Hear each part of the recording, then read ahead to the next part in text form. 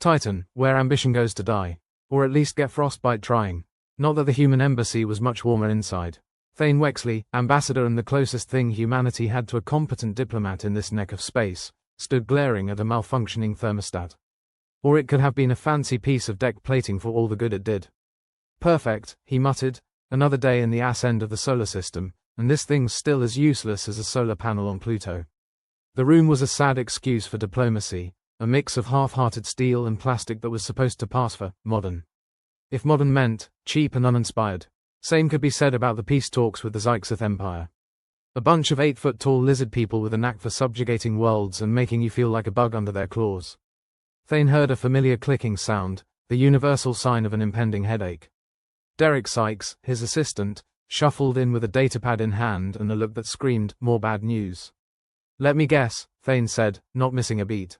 The Zyxith found another way to say, screw you, in diplomatic jargon. Close, Derek replied, scrolling through pages of bureaucratic nonsense. They've lodged a formal complaint about our unauthorized presence on Titan. Again, repetition. The sincerest form of irritation. Thane shook his head. You'd think after 100 years they'd get bored of the same threat. But no, relentless bastards. Like tax collectors with scales, Derek added, offering Thane a bitter smile. Outside, the landscape was all icy plains and methane clouds. A postcard from hell with discounted shipping.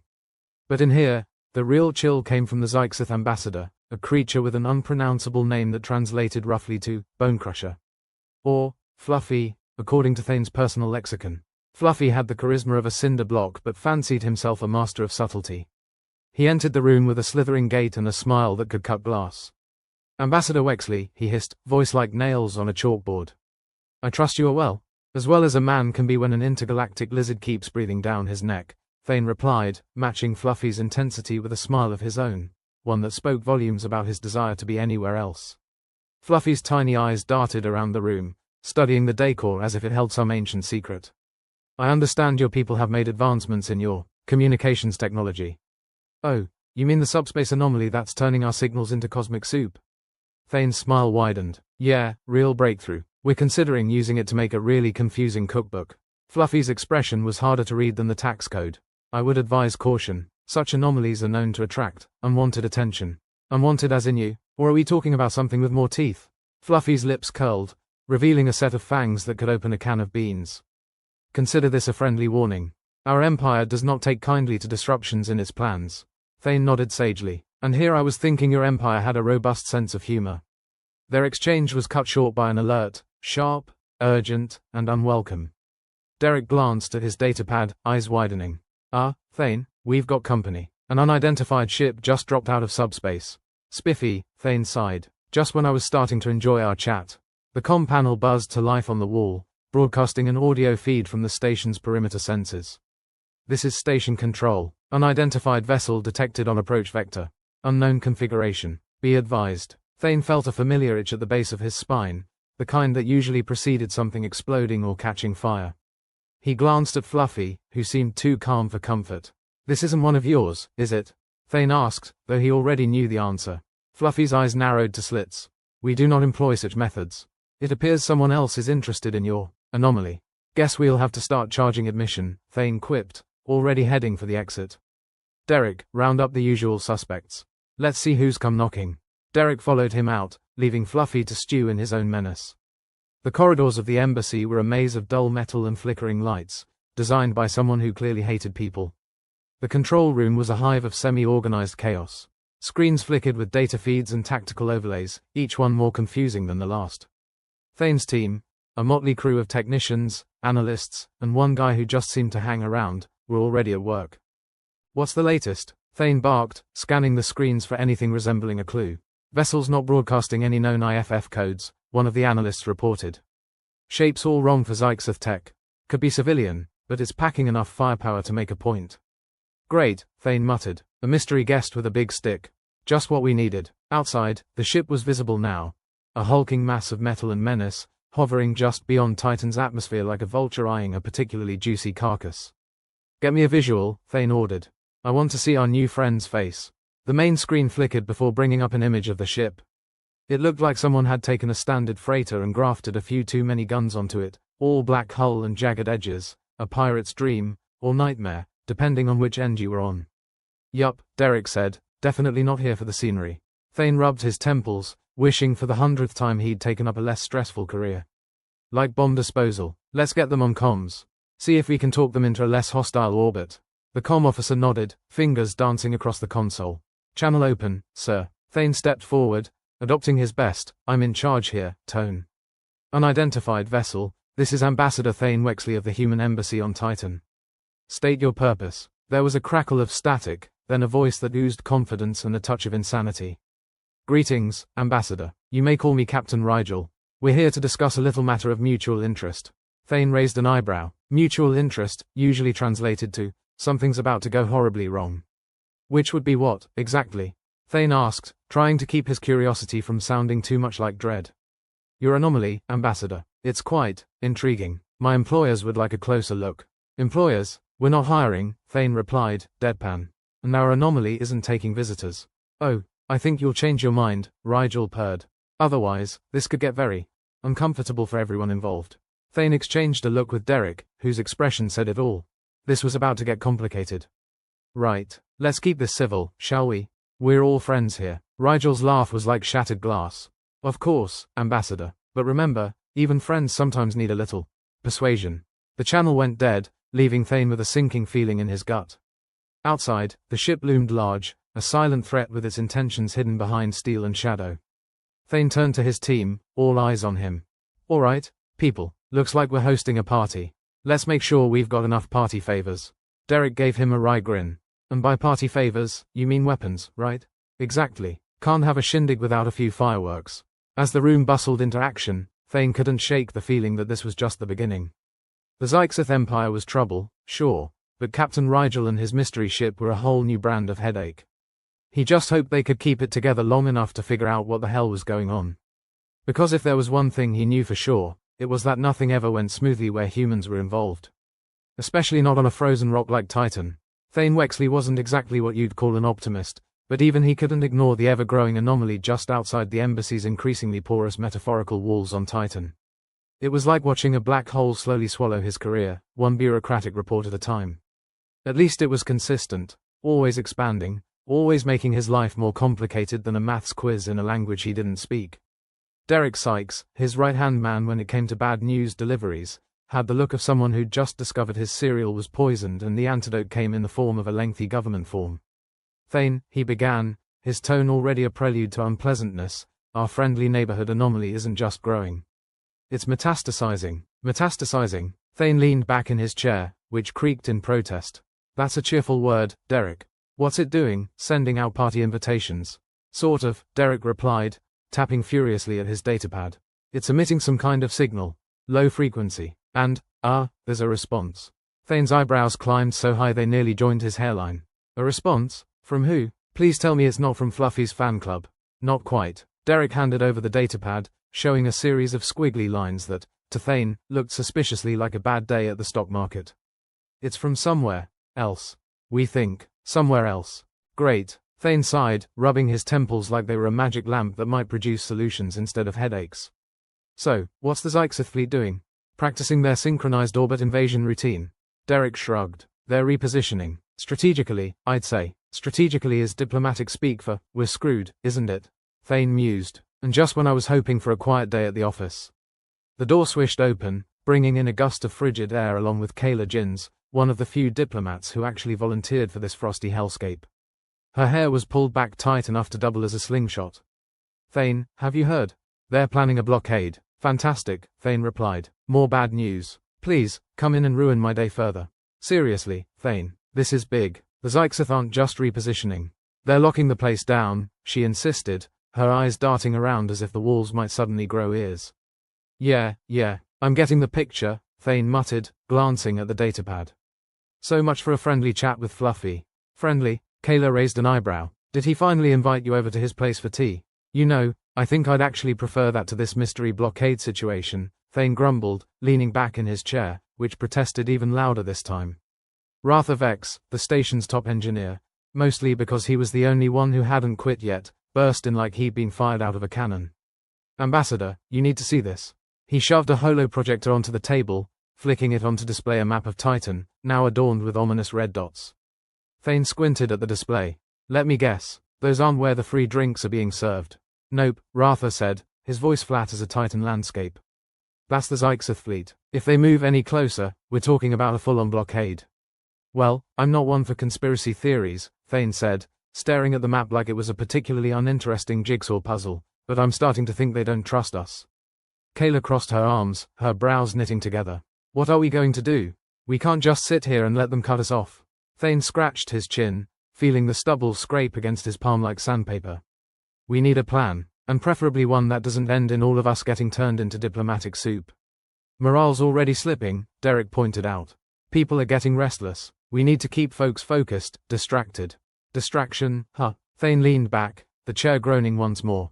We could always show them the anomaly. That's a real attention grabber. Kayla gave him a look that could have frozen fire. Joking aside, we need something real. Something proactive. Ratha, who had been fiddling with his own datapad, snapped his fingers. What about a comms array? We could, I don't know, boost it somehow. Make sure we can still talk to the folks back home, even if the Zyxith start jamming us. Sure, because jamming a human comms array is like trying to stop a toddler from screaming on a plane, Thane said. But it's better than nothing. Derek nodded. We also need to keep the staff engaged. Keep the atmosphere light, if we can. Light? Thane raised an eyebrow. We're sitting on a frozen ball of methane under siege by territorial reptiles. Define light. Trivia nights? Derek offered with a shrug. Maybe some community building exercises. At least pretend we're not one step away from disaster. Great. Welcome to Titan, where the fun never stops, and the walls are closing in, Thane announced, sarcastically. Alright, let's get the team rallied. Ratha, see what you can do about the comms. Kayla, coordinate with the other diplomats.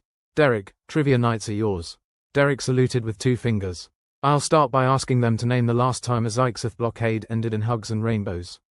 Perfect. Keep the prizes low-key, yeah, Thane said. Maybe a pat on the back or a slightly warmer section of ice to sit on.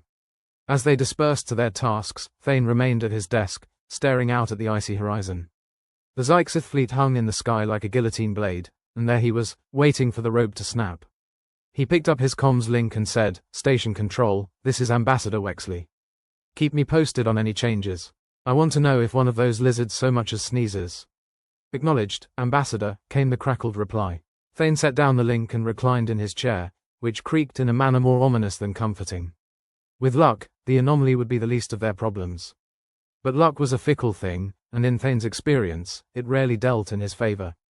Over the next few days, the air inside the embassy grew thicker with tension, like a rubber band stretched just short of snapping. Thane found himself playing the part of a ringmaster trying to keep his circus from collapsing into chaos. Trivia nights were surprisingly effective at lifting spirits, or at least distracting people from the impending doom outside.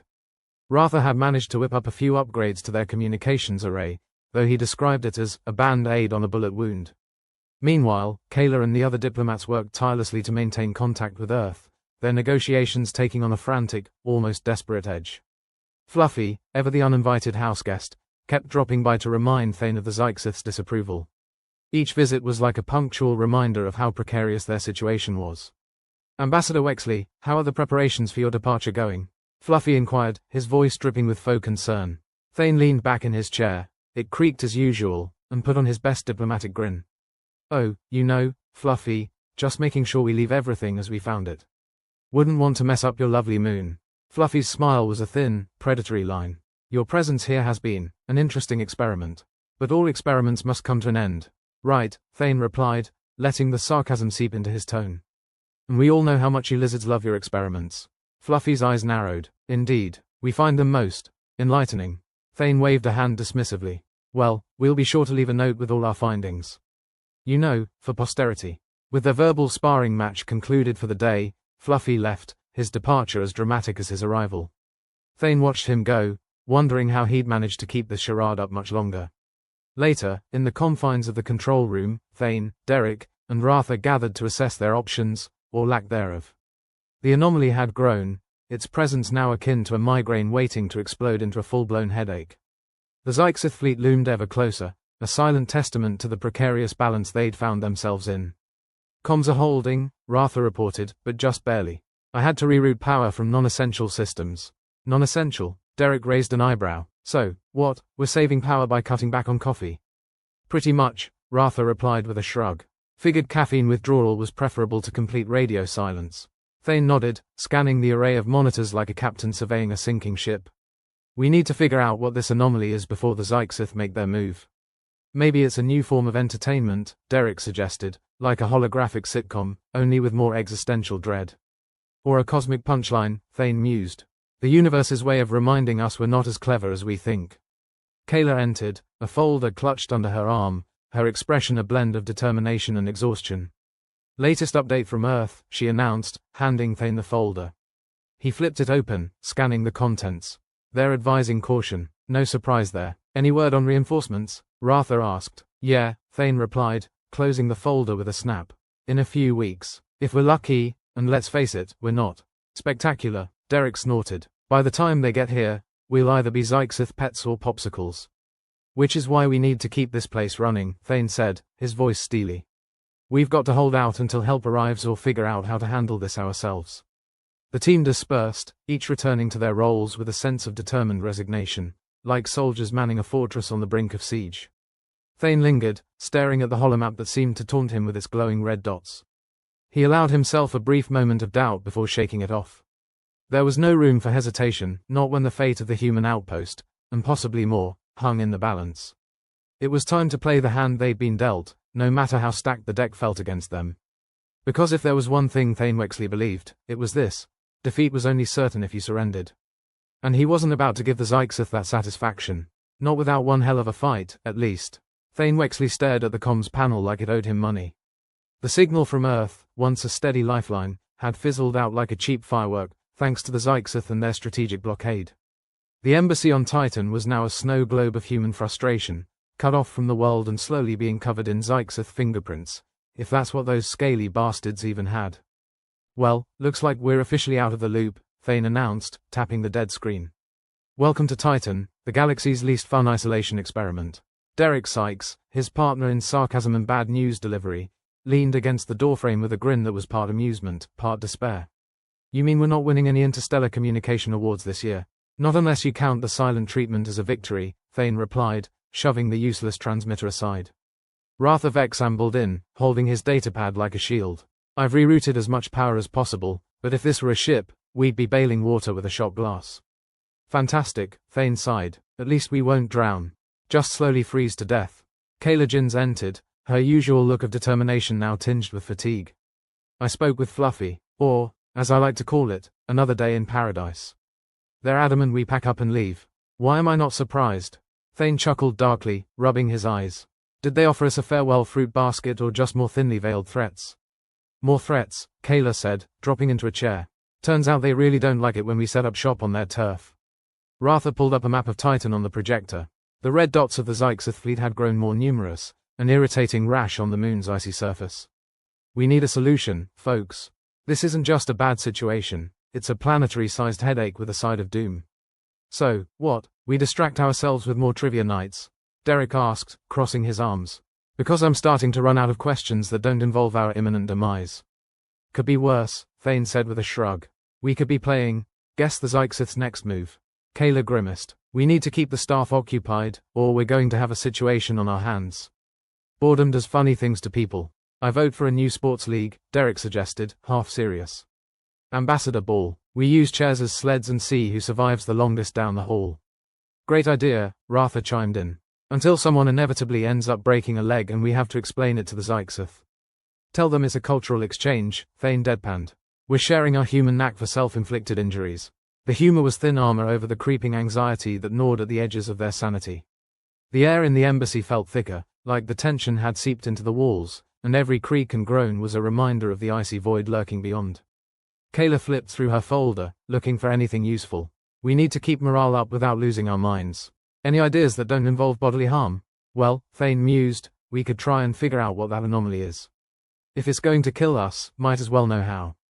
That's the spirit, Ratha said. A mystery to go with our horror show. Derek sighed, tilting his head back as if the ceiling might offer some divine inspiration. I hate to be the guy who states the obvious, but we really need to get creative. And fast. Creative, huh? Thane smirked.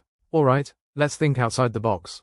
And by box, I mean, our eventual space coffins.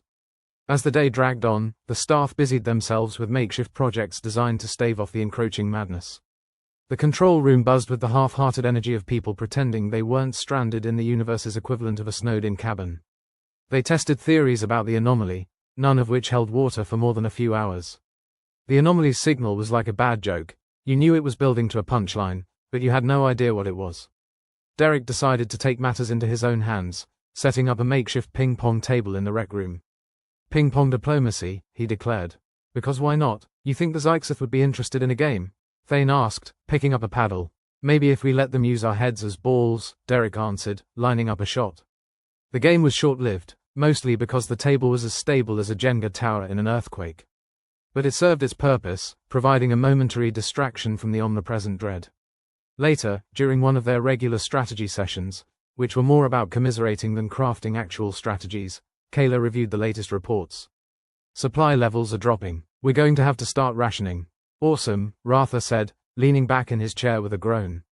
Next thing you know, we'll be bartering for toothpaste.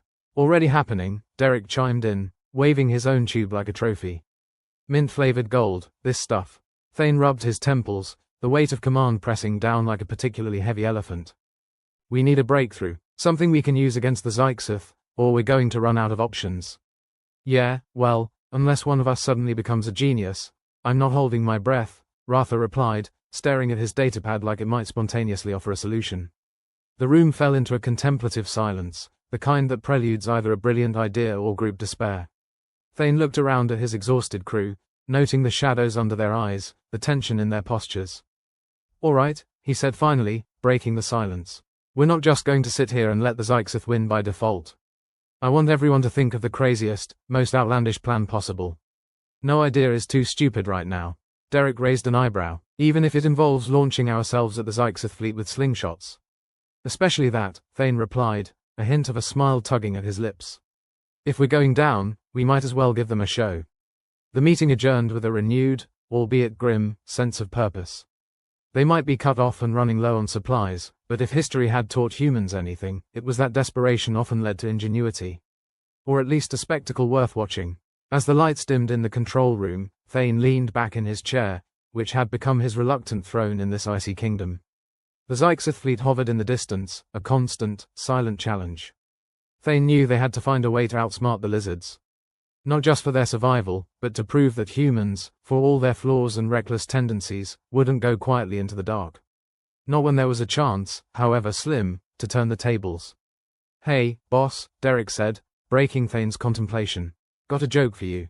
Hit me, Thane replied, bracing himself. Derek grinned. Why don't the Zyxith ever tell jokes? No idea, Thane answered. Why? Because they're afraid nobody will laugh, Derek said, miming a drum roll. Thane chuckled, the sound rare and almost alien in the tension-strangled air. Good thing we're not Zyxith, then. He stood, looking out the window at the cold, unfeeling expanse of Titan. The stars twinkled above, indifferent but eternal. And in that moment, Thane Wexley found a strange sense of peace. They might be cut off, surrounded, and running on fumes, but they were still human. Still alive. And that was something the Zyxith couldn't take away, no matter how tight the noose. All they needed now was one good idea. One spark of genius that would turn the siege into a victory. Thane grinned, the flicker of hope warming him against the chill. Let's get to work, folks. We're not done here yet. And with that, the human embassy on Titan braced itself for the next round, ready to fight with everything they had. Thane Wexley stared at the flickering lights of the control room with the same exasperation he reserved for surprise tax audits. The room buzzed with the subtle hum of a thermostat that couldn't decide if it wanted him to freeze or roast, the temperature a perfect metaphor for their situation, perpetually uncomfortable. Looks like the thermostat's got a death wish, Derek Sykes quipped, tapping the blasted thing with a screwdriver as if that might coax it into compliance. Thane smirked. Maybe it just wants to end its misery before we do. The Zyxith blockade had 'em all wrapped tighter than a Christmas ham, and Thane's patience was wearing thin. Communication was down, supplies were dwindling, and the only thing multiplying faster than their problems were Zyxith ships. Each new red dot on Ratha Vex's datapad might as well have been a middle finger from the universe. Any chance we could rewire that thing to just blow us straight to hell? Derek asked, cocking an eyebrow at Ratha. If it were that easy, I'd have done it already, Ratha replied, his tone as dry as the Sahara. Besides, we might as well stick around for the encore.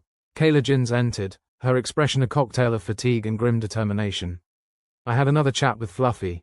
Apparently, they're concerned about our well-being. They what? Thane asked, incredulous. Did they offer to knit us a sweater, or just more eviction notices? More like eviction with a side of passive-aggressive hospitality, Kayla answered, shrugging off her jacket. Fluffy suggested we seek warmth elsewhere. Very considerate, Derek muttered. Next they'll be telling us not to let the airlock hit us on the way out. The embassy crew had been working overtime to distract themselves from the creeping insanity of their situation. They spent hours constructing projects only to gleefully watch them implode. Rather had even taken to using his prized datapad to program a rudimentary AI that delivered horrible dad jokes every hour on the hour. Did you hear the one about the nebula? The AI chirped, its synthetic voice just annoying enough to be endearing.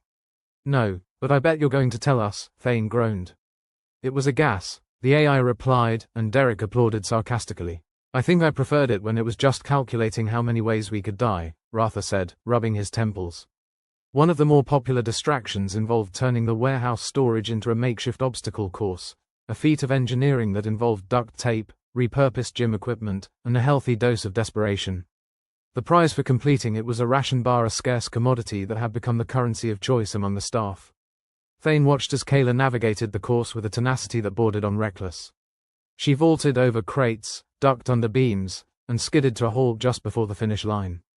The onlookers cheered, a sound that was part celebration, part release. You're on fire, Jins, Derek called, tossing her the coveted ration bar. Figuratively, of course. I'm sure the thermostat will handle the literal part. Kayla grinned, taking a mock bow. If the Zyxith could see us now, they'd probably think we're losing it. With any luck, they'll be so confused they'll leave us alone out of pity, Thane suggested. Elsewhere in the base, Ratha was engaged in a more cerebral pursuit, trying to decode the signal coming from the anomaly. The thing was like an annoying neighbor who played their music too loud, irritating, persistent, and impossible to ignore. This signal's gotta be saying something, Ratha muttered, poring over waveforms with the intensity of a man searching for his lost car keys. Not like it's just screaming into the void for the hell of it. Maybe it's trying to tell us we're on candid camera, Derek suggested, leaning over Ratha's shoulder. Yeah, and if we solve it, we get a lifetime supply of nothing, Ratha replied. Which, incidentally, is what we're about to run out of. The anomaly grew like a bad habit, its signal only adding to the cacophony of their minds. The crew had started theorizing what it might be. A weapon, a beacon, the universe's cruel joke. Whatever it was, it had attracted the Zyxith's attention, and that was never a good sign. The humans, isolated and increasingly creative with their boredom, began to devise unorthodox tactics to annoy their scaly neighbors. Thane's favorite involved turning their comms systems into a loop of obnoxious earth sounds, car alarms, traffic noise, and the ever-dreaded dial-up modem. Think they'll appreciate our musical stylings? Thane asked as he set the loop to broadcast. If they're anything like us, they'll surrender just to make it stop, Derek replied. Here's to hoping that Zyxith have eardrums. Kayla chuckled, her eyes lingering on the scanner detailing the Zyxith fleet. They were positioned like sharks circling a wounded fish, but she couldn't help but relish the idea of them squirming under the onslaught of human noise pollution. Well, if nothing else, we'll go down in history as the most annoying blockade ever faced, she said. Or the most inventive, Ratha added. Not that we'll be around to receive any posthumous awards. As another day dragged into night, the humans continued their strange dance of defiance, each act of creativity more bizarre than the last. They carved out a peculiar sense of satisfaction from the chaos, a testament to human tenacity and their ability to laugh in the face of impending doom. Thane sat in his chair, a silent observer of this bizarre theater. The Zyxith might have them outgunned and outnumbered, but they couldn't take away their spirit. Not yet, anyway. Hey, Thane, Derek said, breaking him from his reverie. Got another one for you. Let's hear it. What do you call a Zyxith who's finally had enough of us?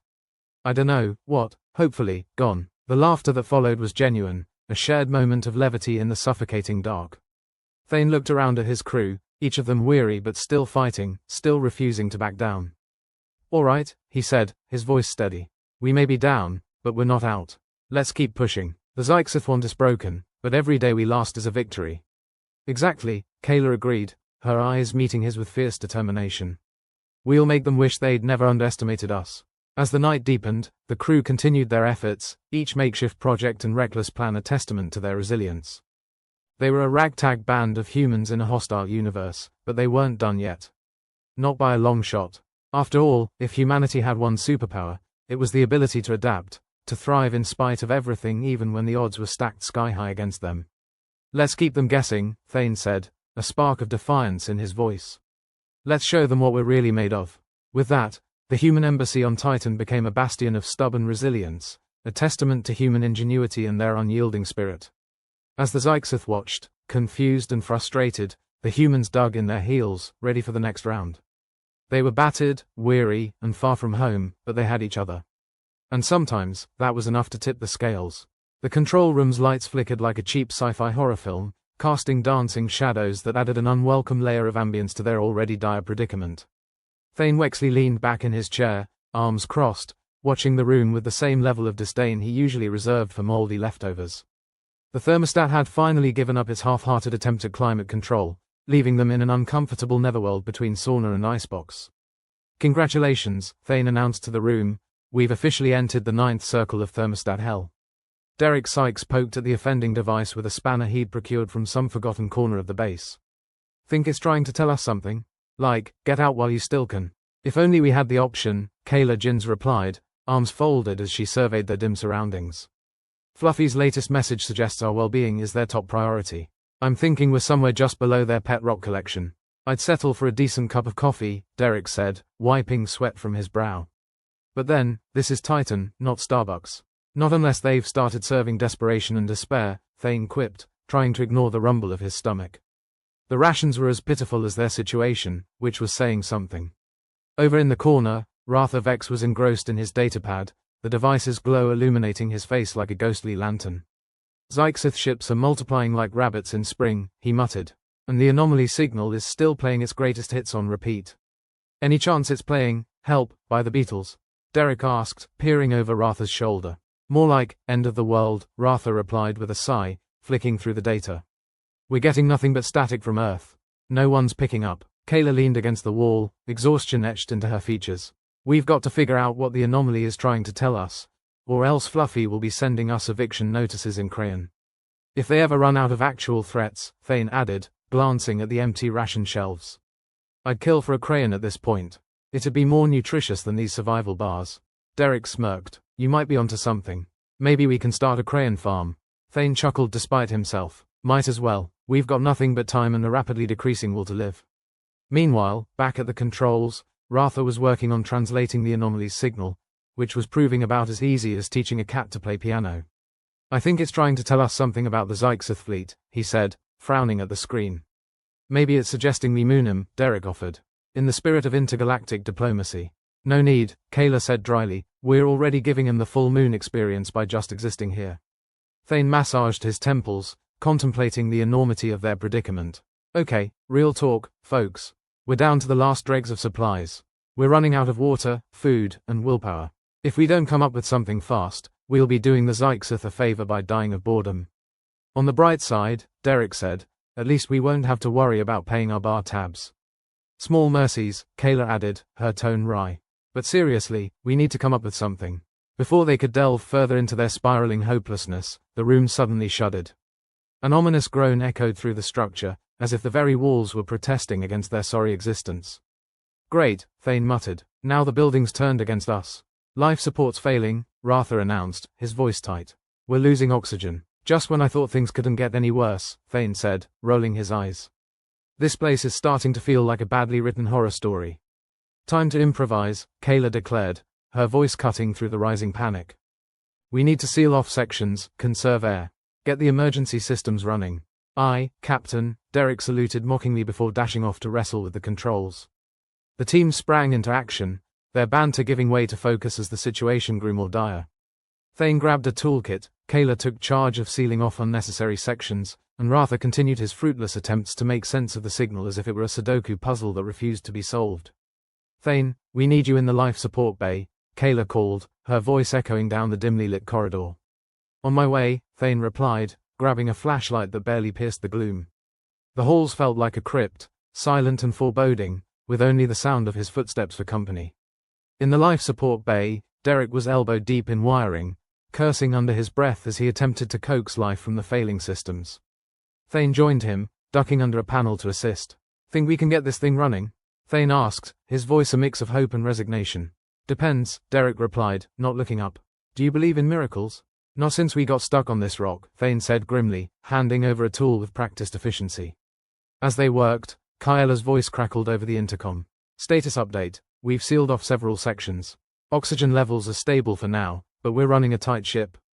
Copy that, Thane replied, focusing on the tangled mess before him. Let's hope this buys us some time. Meanwhile, Ratha remained glued to his datapad, his expression growing more frustrated by the minute. This signal is like a Rubik's Cube from hell, he muttered. Every time I think I've got it, it changes. Sounds like my ex, Derek quipped, his tone light despite the circumstance.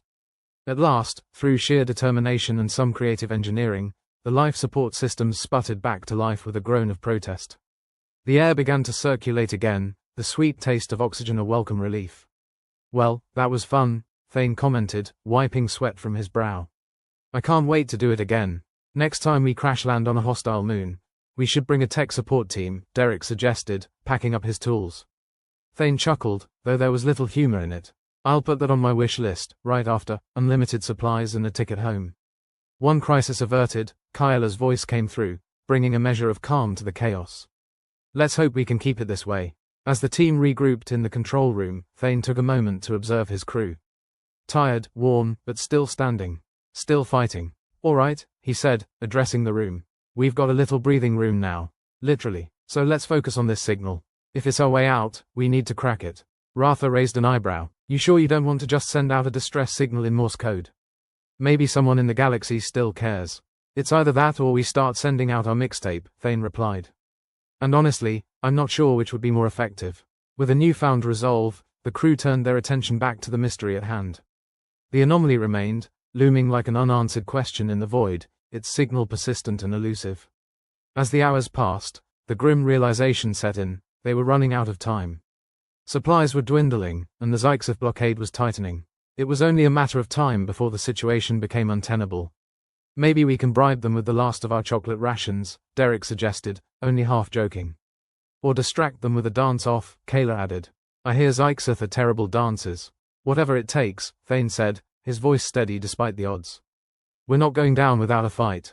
The crew continued their work, each passing moment a step closer to the precipice.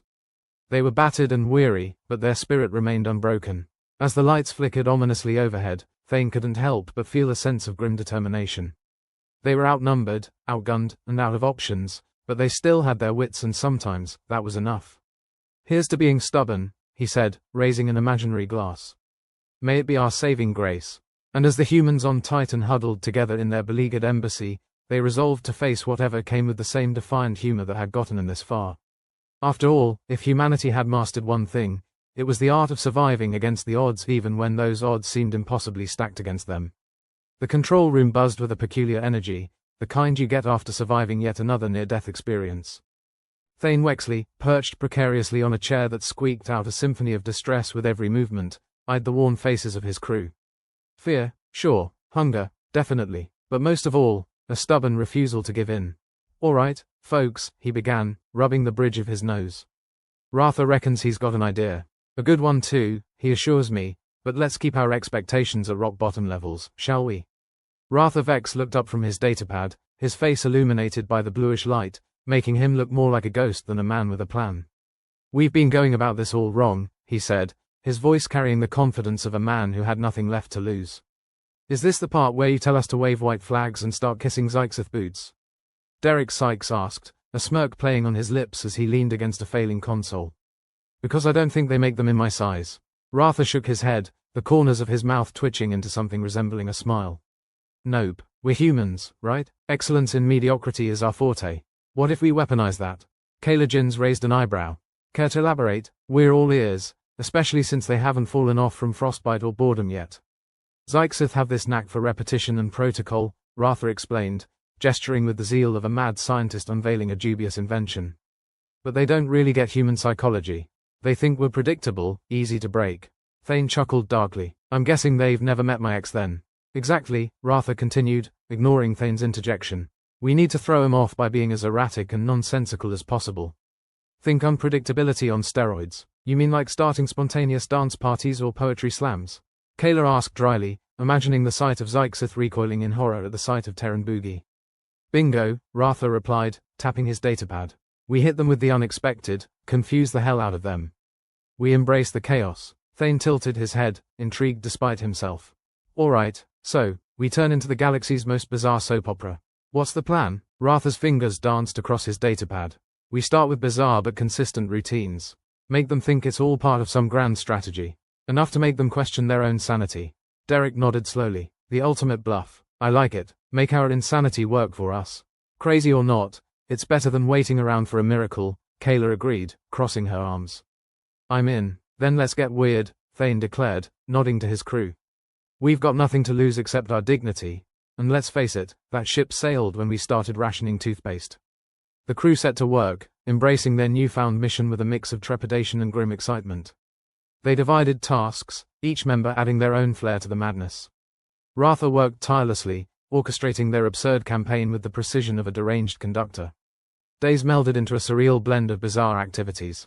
Thane led impromptu interpretative dance sessions in the control room, his limbs flailing like a marionette with a vendetta. Derek donned a makeshift DJ cap, blasting a cacophony of playlists that could only be described as auditory warfare.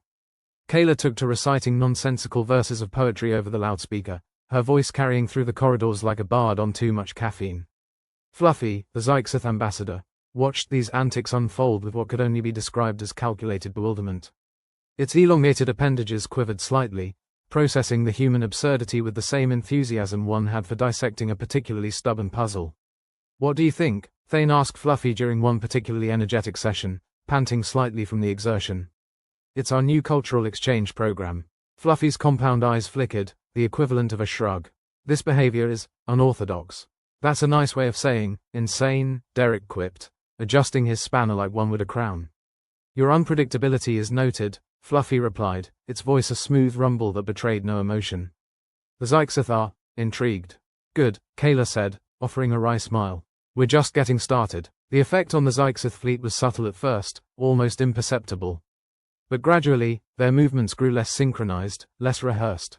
Ratha kept a meticulous record of their responses, his datapad becoming a tapestry of erratic Zyxith behavior.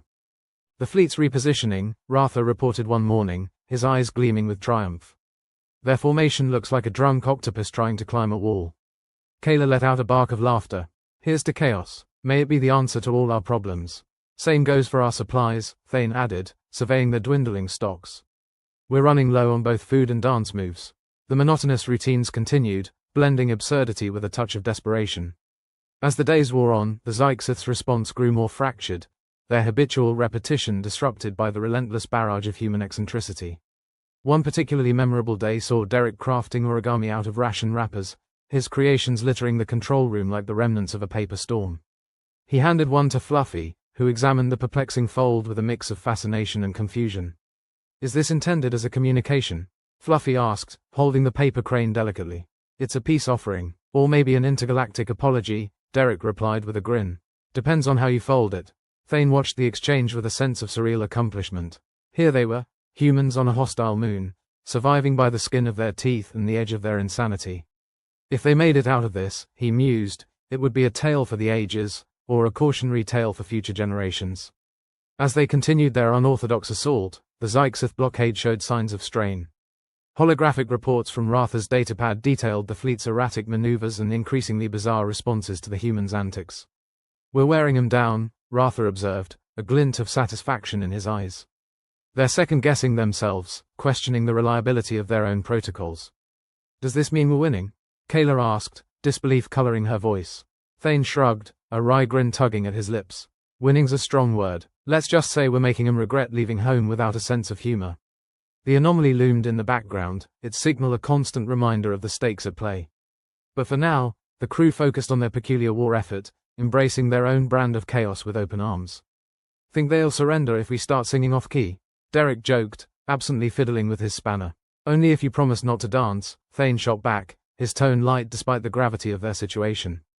As the days stretched into weeks, the humans at the embassy found themselves at a strange crossroads. Their supplies dwindled, the Zyxith blockade remained, and yet there was a sense of camaraderie forged in the fires of absurdity. They were a crew united by their shared defiance, by their refusal to let the universe grind them down. Thane gathered the crew in the control room, surveying their weary but determined faces. They'd come far, further than he'd dared to hope when they'd first set foot on this godforsaken moon. "We've done the impossible," he said, addressing them with a sense of pride. "But we're not done yet. We keep pushing, keep confusing the hell out of them until we find a way out of this mess." Kayla nodded, her gaze steady. "We've already defied expectations. What's a few more broken rules?" Fluffy watched the exchange from a corner, its expression inscrutable. "Your methods are unconventional," it observed, a note of grudging respect in his voice.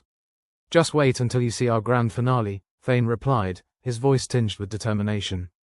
"We're just getting started." With a renewed sense of purpose, the crew returned to their bizarre routines, their antics a beacon of defiance against the encroaching darkness. They'd come too far to back down now, too stubborn to admit defeat. Thane knew they were on borrowed time, but as he watched his crew embrace their newfound roles as intergalactic jesters, he couldn't help but smile. They'd found their strength in chaos, their power in unpredictability, and maybe, just maybe, it would be enough to turn the tide. "Here's to insanity," he murmured, raising an imaginary toast. "May it be our salvation." As the lights flickered overhead and the Zyxith fleet continued their perplexed dance in the void, the humans on Titan braced themselves for whatever came next. With humor as their shield and chaos as their sword, they stood ready to face the unknown, together. And as the anomaly's signal thrummed in the background, relentless and mysterious, the crew prepared for the final act in their grand cosmic farce. They were human, after all. And if history had taught them anything, it was that humanity had a knack for thriving in the most unexpected ways. Thane Wexley stood at the helm of their little corner of chaos, the dimly lit control room buzzing with the electricity of enforced madness. If anyone had told him a year ago that he'd be leading a ragtag team of misfits in a lunatic dance-off against an alien blockade on Titan, he'd have recommended they get their heads checked, or at least lay off the space gin. But here they were, and it was working. Somehow, the Zyxith fleet, previously a model of alien efficiency, now lurched and stumbled like a hangover in formation form. And Thane, for all his habitual cynicism, felt a glimmer of hope. Not that he'd ever admit it to the crew. "All right, folks," he called, clapping his hands together, a gesture that seemed to hold the promise of both command and comedic timing. "Time for today's episode of Let's Baffle the Aliens." Derek Sykes, leaning back in a chair that had seen better days, much like the rest of them, grinned wryly. "I was thinking of treating our guests to a rock opera today. I'm sure my rendition of Galactic Rhapsody will be just the thing to make them pack up and go home. Or make them sue us for auditory trauma." Kayla Jins chimed in, her datapad tucked under one arm like a soldier's shield. Fluffy, the Zyxith ambassador and occasional unwilling participant in their shenanigans, watched them with an air of bemused patience. It was hard to tell with alien compound eyes, but there was something almost impressed about its stance. Or maybe that was just wishful thinking. "Our senses indicate increased confusion within the fleet," Ratha Vex reported, eyes glued to his datapad as bluish light danced across his face. "They're repositioning again. Looks like they've moved from the drunk octopus formation to something resembling a scared hedgehog. Or, they're just getting into the spirit of things," Thane quipped, rubbing his hands together as if starting a fire. "Next thing you know, they'll be asking for tips on interpretative dance." Kayla chuckled, a rare sound in the clamor of their absurd campaign. "If only we could charge them for lessons. Might solve our supply issues." The thermostat groaned in protest, doing its best impression of a dying mule, and the room alternated between sauna-level heat and Arctic chill. Just another reminder that they weren't exactly living in luxury. But hey, at least they weren't bored. The crew moved through their routines with a mix of grim determination and manic energy. Interpretative dance gave way to dramatic readings of nonsensical poetry, which morphed into a fashion show of patched-together spacesuits. Whatever kept the Zyxith guessing, they did it with gusto. "Your efforts are impressive," Fluffy commented, its voice a smooth rumble. "The Zyxith do not understand your persistence. That's what makes humans so charming," Derek replied, twirling a spanner like a baton. "We're stubborn as hell and twice as unpredictable. Like an old space dog with new tricks," Thane added, leaning against the comms panel that had long since given up on communicating with Earth. "Though I'd settle for some communication that doesn't involve interpretative semaphore." Ratha's fingers flew over his datapad. "We've intercepted another signal. Looks like a response, but it's garbled. Could be from the anomaly." "The anomaly?" Kayla said, raising an eyebrow. "Great, just when I thought our lives couldn't get more complicated." Thane sighed, running a hand through hair that had once been neat but now resembled a bird's nest after a hurricane. "All right, let's focus. We've got an alien fleet on the ropes and a mysterious signal to decode. Standard Tuesday for us. The crew fell into a rhythm that was equal parts chaos and coordination, a bizarre ballet of human ingenuity and sheer lunacy. And through it all, the Zyxith watched, their strategic minds struggling to comprehend the sheer unpredictability of human nature. Hours passed, marked by the occasional flicker of lights and the groan of the ever-complaining thermostat. And then, without warning, Ratha straightened, his eyes wide with disbelief. "Signal just cleared," he announced, holding up the datapad for all to see. "It's a directive. From the Zyxith commander." Derek snorted. "Let me guess. They finally decided we're too much trouble, and they're giving us the cosmic equivalent of a restraining order." "Close," Ratha replied, a grin spreading across his face. "They're retreating. Seems like the commander has decided to cut his losses." A cheer erupted in the control room, loud enough to startle even the ever-calm Fluffy. The crew exchanged high-fives and leapt into an impromptu victory dance, their earlier weariness forgotten. Thane let out a breath he didn't realize he'd been holding, relief washing over him. "Looks like insanity wins the day," he remarked, watching his crew celebrate with a mix of pride and amusement. "About bloody time," Kayla said, still grinning like a kid at a candy fair. "I was starting to think we'd have to teach them the Macarena." "Guess we'll have to save that for next time," Derek said, clinking an imaginary glass with Thane. To survival and beyond. The room seemed brighter somehow, the oppressive weight of the blockade lifting with the knowledge that they'd outlasted the odds. They'd thrown the rulebook out the airlock and come out on top, all without firing a single shot. "Fluffy, mind sending a message to your superiors?" Thane asked, turning to the Zyxith ambassador. "Something along the lines of, 'Thanks for the dance, we'll be here all week.'" Fluffy's compound eyes flickered in what might have been amusement. "Your methods have proven effective," it conceded. "A lesson for both our kinds, perhaps. Or at least a decent party trick," Ratha added, his grin unrepentant. With the Zyxith retreating and the anomaly's signal still a mystery, Thane knew their troubles weren't entirely over. But for now, they'd won a reprieve, a chance to regroup, to plan for whatever came next. And if they'd learned anything, it was that the universe had a twisted sense of humor, one they were more than willing to match. As the crew settled back into the relative calm, Thane couldn't help but reflect on how far they'd come. They'd faced insurmountable odds with little more than creativity and grit, proving that humans were a force to be reckoned with. "So, what's next?" Kayla asked, her voice curious and hopeful. Thane shrugged, a tired but content smile on his face. "We figure out that damn signal and maybe, just maybe, find a way home." "Here's to hoping it's not an invitation to another dance-off," Derek joked. "Whatever it is, we'll face it like we always do," Thane replied, glancing at his crew. "Together, with a lot of sarcasm and a bit of luck."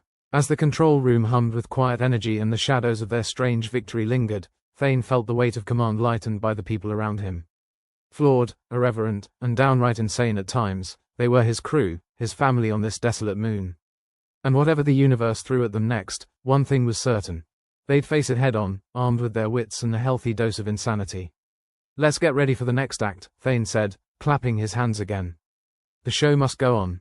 And in the heart of Titan, the humans stood ready to meet the future, come what may.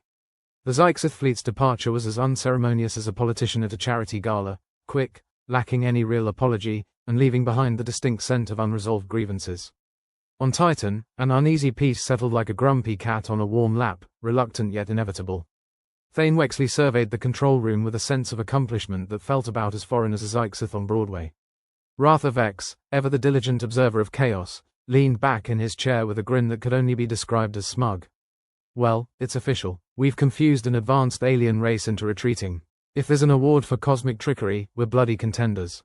Derek Sykes, who'd taken up a new hobby of turning random debris into interpretive art, chuckled as he adjusted his latest masterpiece, a spanner sculpture meant to resemble a contemplative aardvark. "What can I say? We've got a talent for making the impossible happen. Like convincing the thermostat it's not sentient." Thane shook his head, marveling at the miracle of their survival. "Let's not get too cocky. We've still got to figure out what that anomaly's up to, and I'm not putting credits on it sending us a fruit basket." Kayla Jins, ever the pragmatic voice amidst the absurdity, was already tapping away on her datapad. "I'd settle for a batch of functioning comms. Or a thermostat that doesn't have mood swings worse than my ex."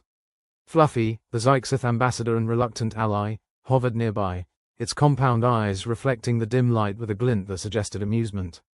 "Your tenacity is perplexing, but effective." "Well, you know what they say," Thane replied, "if you can't dazzle them with brilliance, baffle them with bullshit." The crew shared a laugh, the tension from the past weeks melting away like snow under a welder's torch. They'd pulled it off, Against all odds, the ragtag band of misfits had outmaneuvered a fleet and secured some breathing room. And in the process, they'd proven that sometimes the best strategy is the least expected one. Speaking of bullshit, Ratha said, looking at his datapad like it was a particularly troublesome pet, I've got that signal from the anomaly decoded. Boss, you're going to want to see this. Thane crossed the room, eyes scanning the datapad's readout. The signal was clearer now, though its content was still cryptic enough to make a politician's promises look straightforward. Well, it's not an eviction notice, Thane mused, scratching at the stubble he hadn't bothered shaving in weeks. But it's definitely a call to something, or someone. Looks like we've got our next mystery to unravel.